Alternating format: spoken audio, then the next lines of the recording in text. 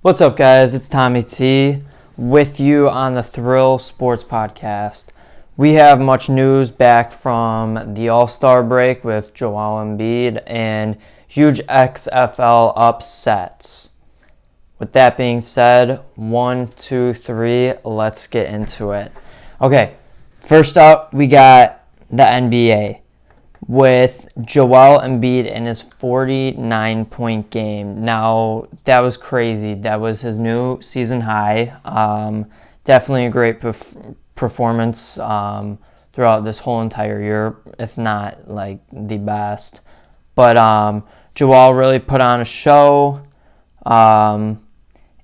against Atlanta. But the interesting thing is, with that and that great performance and what he's been doing so far back from the All-Star game is this. He said this after the All-Star game. But the All-Star game just proving I'm here. I belong and being the best. Just proving I'm here. I belong and being the best player in the world. I just intend to keep coming out every single night and just play hard and trying to get wins and just go out and try to win a championship. With that being said, he called himself the best player in the world. What does that mean? Does he really think he's the best player? Yeah. Those players have huge egos, and Joel Embiid definitely does. So he thinks he's better than LeBron and Giannis. Giannis has been putting up numbers and numbers and numbers and numbers. And so has LeBron. And LeBron's been carrying the Lakers. And they both have just been outstandingly amazing. Where we've seen reoccurring problems with Joel Embiid and his 76ers crew. And now he's saying that he's the best player in the world. Does that really make sense?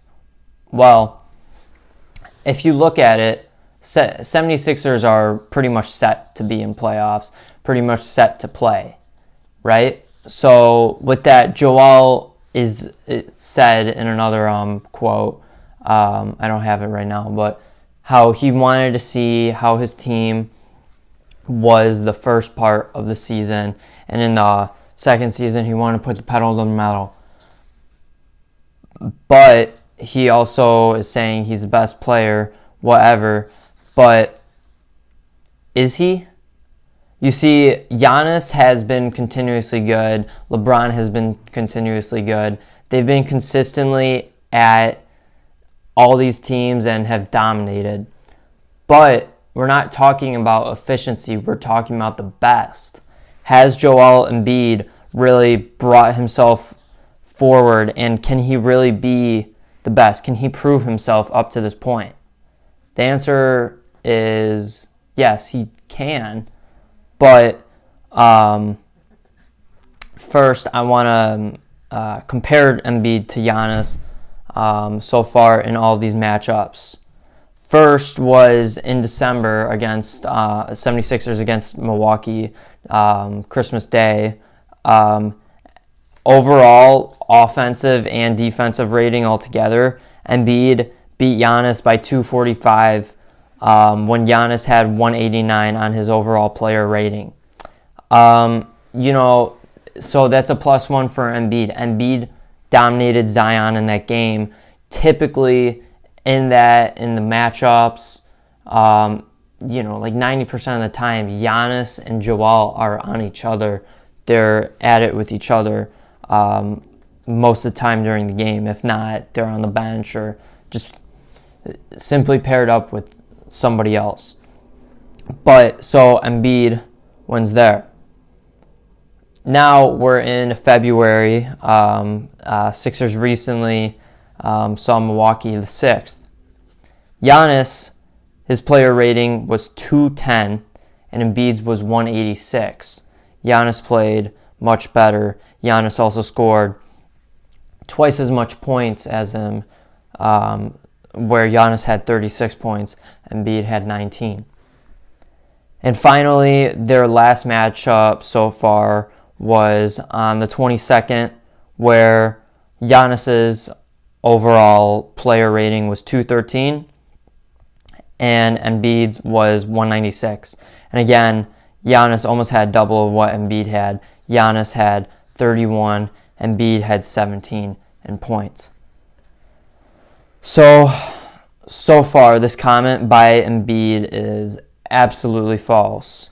But if Joel lives up to what he's saying and, making sure the team's okay, and, now you go out and, trying to prove what he is, trying to be the best player in the league, with this statement at this time, he's not the best. But, Giannis has also been consistently, statistically better against and not against Embiid. Giannis still puts up similar numbers than he does with everybody else and against Embiid as well.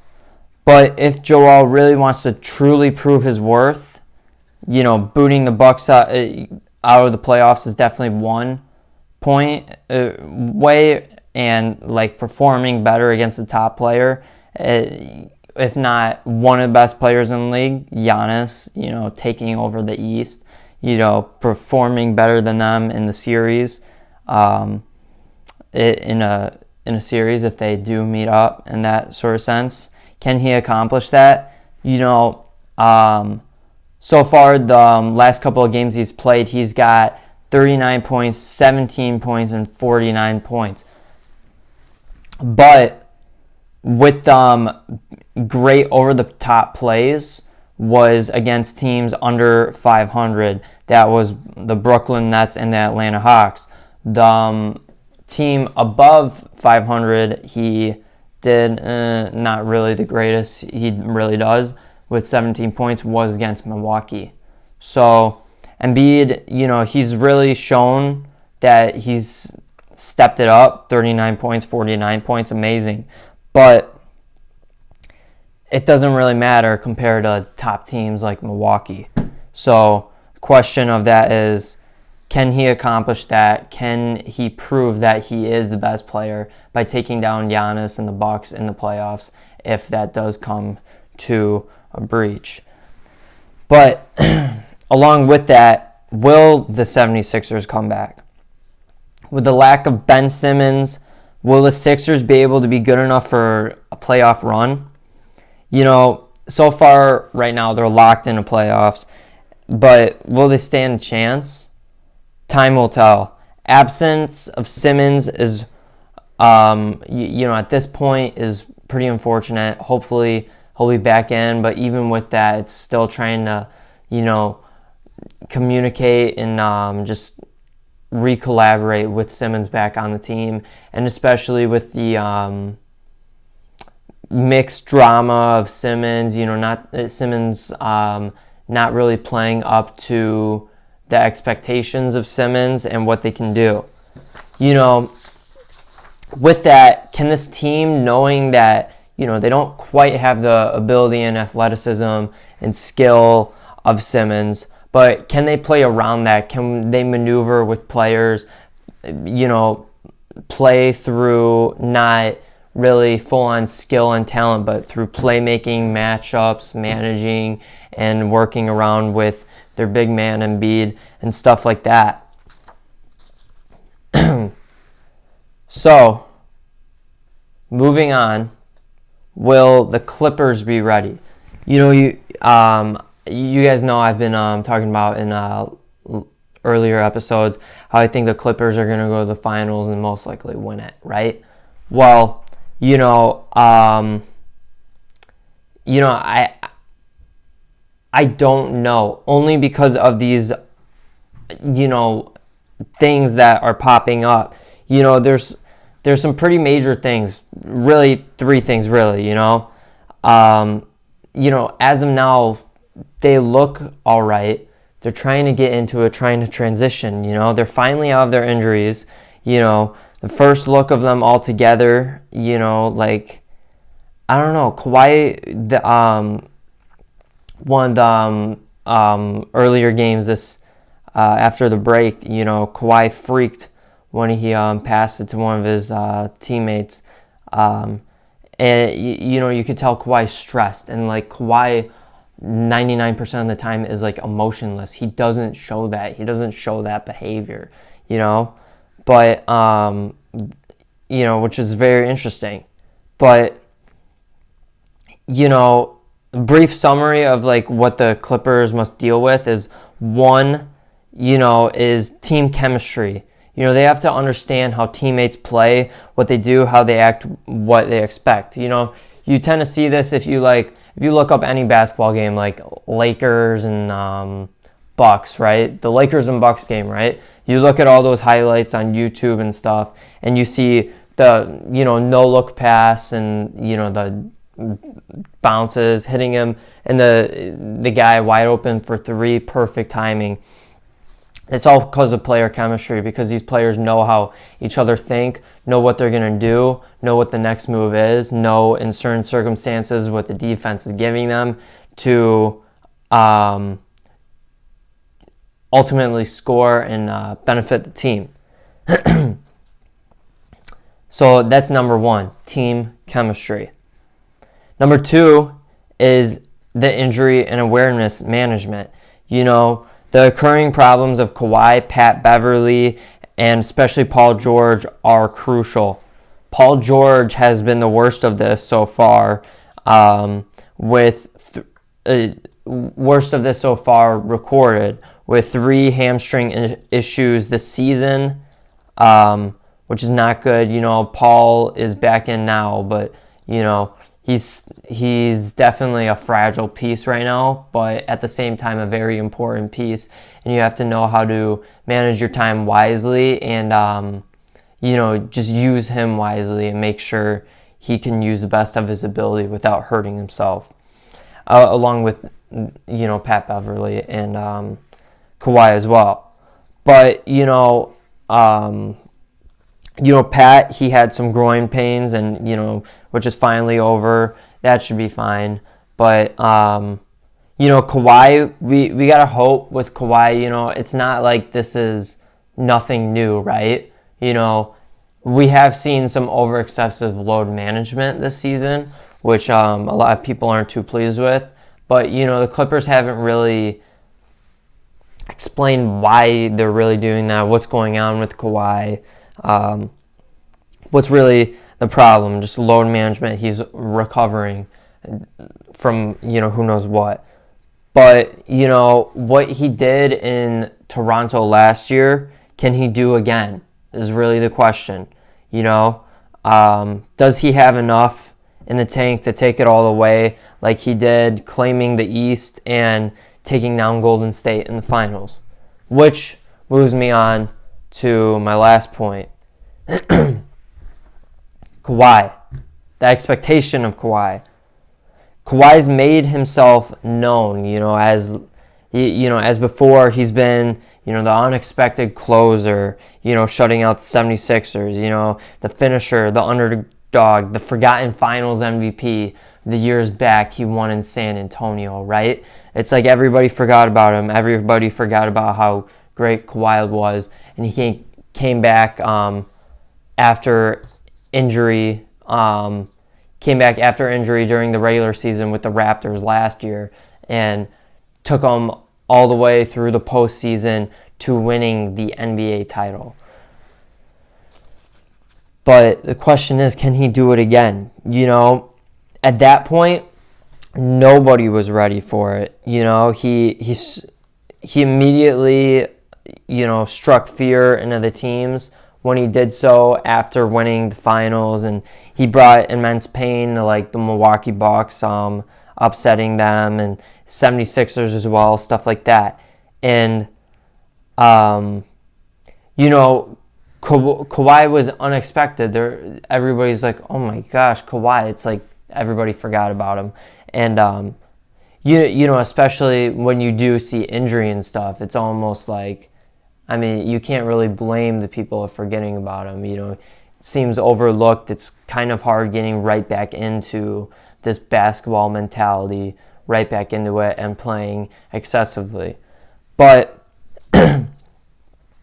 opinions have changed. Opinions have changed over this offseason, during the season, of who the best player in the league really is. Again, I'm not saying the most efficient, but the best player. The player who can ultimately win you games, but not just the games like we've seen from Kawhi last year, but the finals. The real goal of the NBA is winning a finals. Nothing more, nothing less. But, you know, now people are saying like Kawhi is the best player, you know, because Kawhi carried the Raptors all the way through the finals, blah, blah, blah, whatever. You know, he sat out through injury, whatever. You know, kind of similar what he's doing right now, but, you know, back into the season, he's really more playing now that we've seen, and hopefully we will get to see him play more. But, you know, the real question is, the real thing we have to see and discover is, will Kawhi deliver even when he is expected to deliver? Again, I'll say that. When he is expected to deliver. You know, nobody would have expected Kawhi to pull off what he did last year, even though he did. You know, nobody really realized the skill that was still with Kawhi, that, you know, Kawhi improved himself with and, you know, brought him to the title. But everybody sees now what he can do from recovery and sitting on the bench, and what he has to give to win, to ultimately win a title. And so those are the three things the Lakers have to consider, is their team chemistry, their injury, and the expectation of Kawhi. Moving on, we got Milwaukee. Does Milwaukee have what it takes? You know, do they have what it takes to make the finals? Yes, I've talked about it before, but just to clear things up, you know, Milwaukee's easily proven their strength and leverage to not just their, you know, to their newly acquired players, but have also even made their players better now than ones they've had before. You know, they've completely updated this roster, haven't really lost anybody crucial. But, you know, just adding more, improving it, which is great. You know, Giannis is a mad freak. You know, he's been committed and he's been dominant with the best record in the league. With him, Chris Middleton, who is definitely underrated, totally an elite player, if not considered already. You know, the Lopez brothers and everybody else are hungry. They're ready for this, you know. You know, last year they were upset by Toronto. Game 6, you know, it was close, and, you know, Giannis was obviously mad. You know, Milwaukee definitely did have enough to compete with the Warriors, where at the Warriors state, Milwaukee probably would have won that too if Milwaukee went there. But it turned out being Toronto. Toronto ended up winning it. But with that, you know, no team has even come near Milwaukee in the East. The teams in the Eastern Conference have all collectively beaten Milwaukee only 4 times. There have been 58 games. They've only beat them 4 times, where Milwaukee, as of now, are standing at 50-8 in wins and losses. They have, you know, if you guys don't know already, they have the best record in the NBA. You know, teams at this point, for the past like decade or something, or not the past decade, but the past years that have gone into the All-Star break, and that's been like 8 of them. 7 of the 8 have won NBA Finals. But, you know, Lakers are also in the same spot, whatever, right? And, you know, there's a lot to talk about there. But, you know, they're the clear successor in the Eastern Conference, and I completely am all in Milwaukee. You know, I talked about Embiid earlier, but, you know, that's if Embiid could do this. You know, if Embiid could look better than Giannis, and even if Embiid does, I still believe with Milwaukee's roster, what Milwaukee has, Milwaukee's just going to end up winning the series if they do go against the 76ers anyways. Now, the Lakers. Lakers are the same. We've seen the Lakers so far, and it's the same dang thing they've had before the All-Star break. And that is the lack of efficiency when LeBron is not on the court. What can they do? With acquiring Marcus Morris, can they do something more effective with Marcus Morris now? Can he be a valuable piece? With another recent player they have acquired, Dwight Howard, can he be a better fit in somewhere else? They got Kuzma, where Kuzma's not really the greatest teammate, not really the greatest player defensively. He's more just kind of all offense, give me the ball kind of guy. But Kuzma hasn't really been there on the other side of the ball, which is very important. Both sides are just as important as the other. But, I got to give it to the Lakers. They've done an extremely fantastic job of really acquiring, getting these pieces, going out of their way, finding people who are useful, And there's been constant debate if they have enough or not. And, at this point and what they've acquired, I do believe they have enough, But the problem is that can they use these players the right way to make it the most effective, make it the most productive, to make it work, Anthony Davis by himself isn't the greatest. If LeBron's not there, Anthony Davis struggles, even with him and, the other guys around. It's just not there, A lot of people have been saying, and which I totally agree with, Anthony Davis is just a soft player. He's a soft basketball player. He might look intimidating by his size, but really he's just, he's not quite aggressive as he should be, especially with his size. But overall, can Frank Vogel organize this team in the best way possible? The thing we got to look at for them is just how they can improve.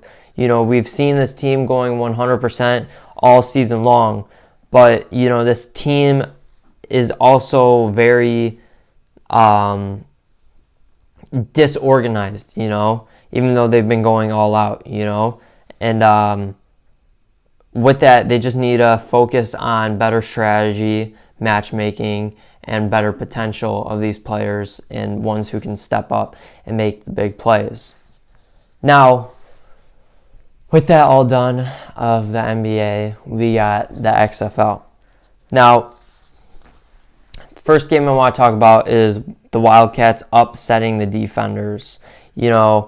I think this was a slump game by the Defenders. I don't think going on we'll be seeing much of that. Defenders have definitely been,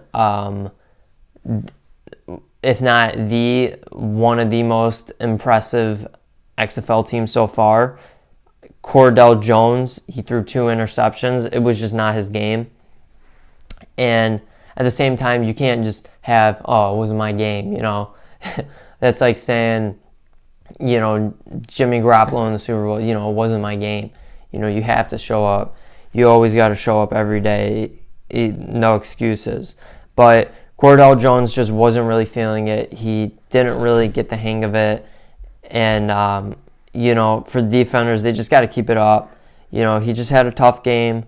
That's it. Don't freak out. Get it together. Figure out the things that he doesn't understand.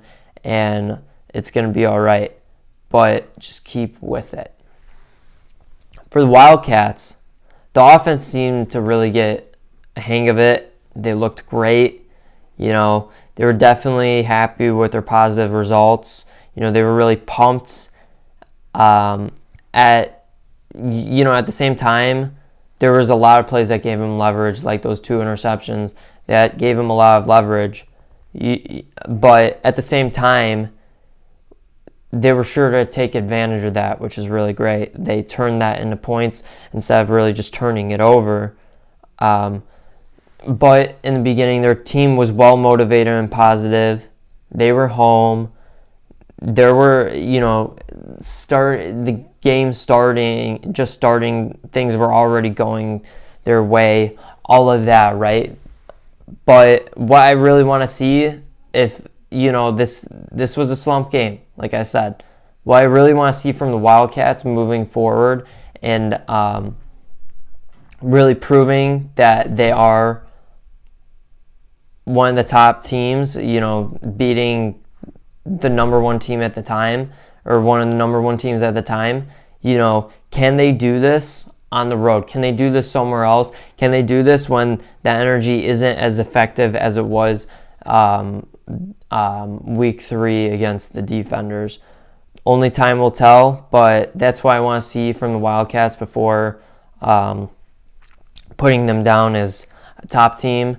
From that performance, they're definitely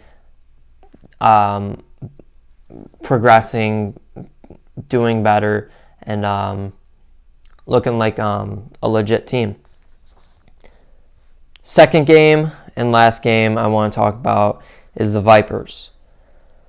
The Vipers have finally actually started scoring points. It was actually getting kind of sad until this game, which they still ended up losing because of the goated PJ Walker.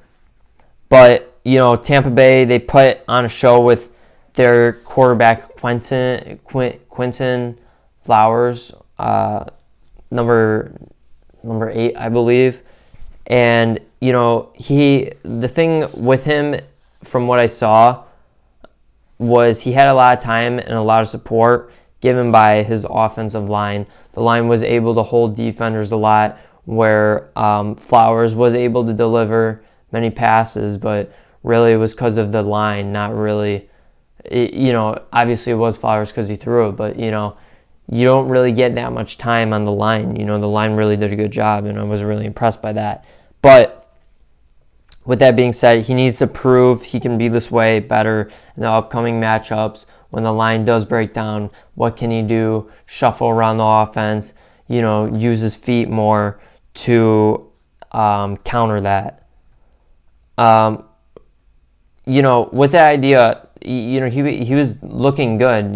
They were scoring points. They were playing exceptionally, and switching him out. They literally switched him out in the second half by the coaches. And so Coach Trestman later responded and saying after the game, "It's something everybody's going to ask," Trestman said. "After the and certainly as we look back, that's part of getting to work through this process. We will look back. You have to stand behind what you call and the plays that you run.